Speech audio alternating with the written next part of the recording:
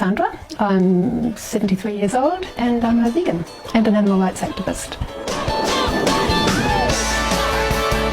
I became vegetarian in the early 70s when I was at uni. I didn't want animals to die for my food.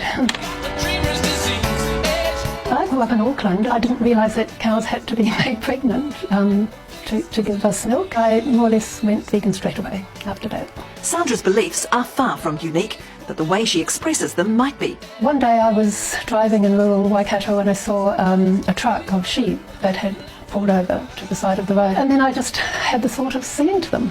I've lived in India and I've learned some mantras. I felt that it calmed them down a bit and that they liked it. One of the few who liked my singing. And then I thought, well, I'll sing to the animals from now on. And every week, that's exactly what she does.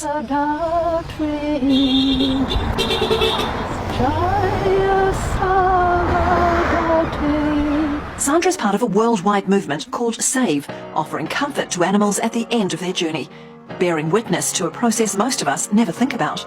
You know, the ones who are close enough to hear it, they do respond, especially cows. I sing to them in the hope that they'll feel my compassion for them, and also I do it a little bit for myself. Sort of it makes me feel a little bit better. I've certainly had my fair share of abuse. People are more unkind when there's a solitary, especially a solitary older woman. The part-time music teacher has devoted the past 9 years of her life to these vigils. Sometimes I've just gone into bed and pulled the blanket over me, and the next day I've stayed in my pyjamas kind of thing. But no, I won't give up.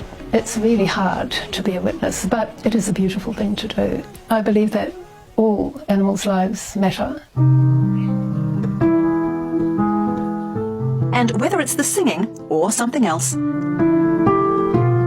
Sandra reckons things are changing. If you look at, for example, the anti-slavery movement, the suffragette movement, the civil rights movement, women's liberation, gay liberation, and now animal liberation, these are grassroots movements that grew up and eventually they changed the paradigm. And I think this is what's happening now. I won't have to be doing it too much longer, but I'll do it as long as it takes.